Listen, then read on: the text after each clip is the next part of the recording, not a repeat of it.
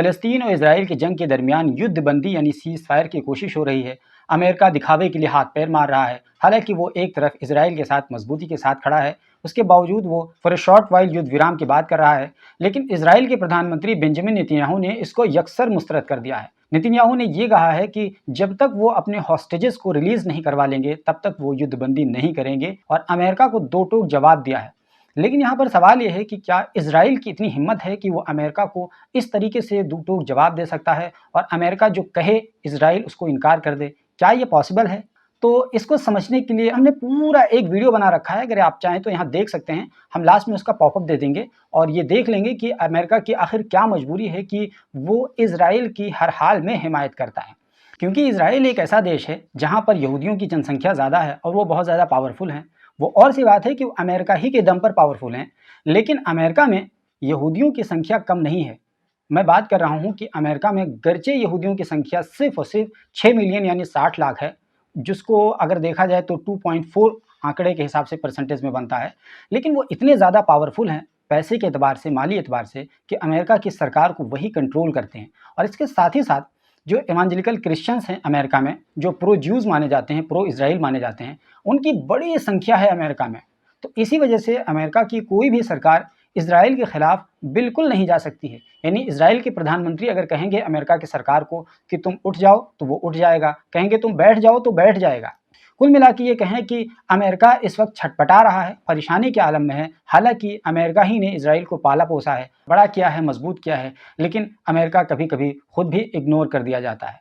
अब वो इग्नोर कर दिया जा रहा है, ये पूरी ड्रामाबाजी है, ये भी अपने आप में एक सवाल है। लेकिन बहरहाल अमेरिका उसके बावजूद इजराइल के पसे पुष्ट बहुत मजबूती के साथ खड़ा है। और जहाँ तक तमाम अरब देशों की बात है या जितने भी खाड़ी के देश हैं वो क्यों नहीं बोल रहे हैं, उसके पीछे का बुनियादी मकसद सिर्फ इतना ही है कि अमेरिका ने ऑलमोस्ट खाड़ी के तमाम देशों में अपना बेस बना रखा है। अमेरिका के सैनिक अपने तमाम हथियारों के साथ उस देश में मौजूद हैं। कमोबेश तमाम देश अमेरिका के चंगुल में है। यही वजह है कि कोई उसको नज़रअंदाज नहीं कर पा रहा है और आगे बढ़ करके फ़लस्तीन की हिमायत नहीं कर पा रहा है।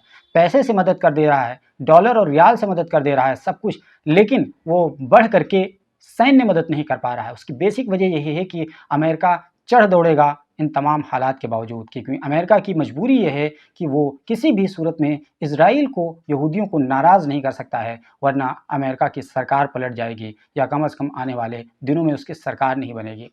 दोस्तों, इजराइल की जो कैफियत है इस वक्त, इजराइल पूरी दुनिया को ये दिखाने की कोशिश कर रहा है साइकोलॉजिकली कि हम हमास को कंट्रोल में कर रहे हैं और धीरे धीरे हम हमास को कंट्रोल में कर लेंगे। लेकिन दूसरी तरफ वो अपना फ्रस्ट्रेशन फ़लस्तीनी निहत्ते मासूम शहरियों पर निकाल रहा है और इसके नतीजे में अब तक फ़लस्तीन में, ख़ासतौर से गज़ा में 10,000 से अधिक बच्चे, जवान, महिलाएं शहीद हो चुके हैं। और इजराइल को इस पर ज़र्रा बराबर भी न शर्म है और ना ही उसे इस चीज़ का पछतावा है, और लगातार वो फ़ज़ाई हमले जारी रखे हुआ है। यही वजह है कि हर घंटे औसतन उस फ़ज़ाई हमले में 5 महिला, 6 बच्चों की मौत लगातार हो रही है। उसके बावजूद प्रधानमंत्री बेंजामिन नेतन्याहू अपनी कार्रवाई जारी रखे हुए हैं। दरअसल अपनी कार्रवाई वो इसलिए जारी रखे हुए हैं क्योंकि इस वक्त जिस कंडीशन में वो हैं, वो उनसे ना उगला जा रहा है ना निगला जा रहा है। क्योंकि वो इस कंडीशन में अपनी फ़ौज को वापस भी नहीं बुला सकते हैं। अगर उन्होंने इस कंडीशन में अपनी फ़ौज को वापस बुला लिया, ऐसा ये माना जाएगा और ये मैसेज जाएगा कि वो सरेंडर कर चुके हैं, हमास के हाथों हार चुके हैं। और इतना सब कुछ नुकसान सहने के बाद अगर हमास के हाथों ऐसा मैसेज चला गया कि वो सरेंडर कर चुके या हार गए, तो फिर बेंजामिन नेतन्याहू का पॉलिटिकल करियर समझ लीजिए यहीं से ख़त्म हो जाएगा। तो दरअसल वो इससे वो एक नतीजा निकाल करके लाना चाहते हैं। अब वो नतीजा चाहे जितनी देर में निकले, लेकिन वो दुनिया को ये दिखाना चाहेंगे कि हमने कुछ ना कुछ हासिल किया, और ख़ास तौर से इजरायली आवाम को कन्विंस करने का प्रयास करेंगे कि हमने हमास के लोगों को ज़ेर कर दिया और उनको हरा करके एक तरीके से हमने अपने फ़ौजियों और सिविलियंस की जान बचाई है। ये बावर कराने की कोशिश करेंगे बेंजामिन नेतन्याहू इजरायली आवाम में।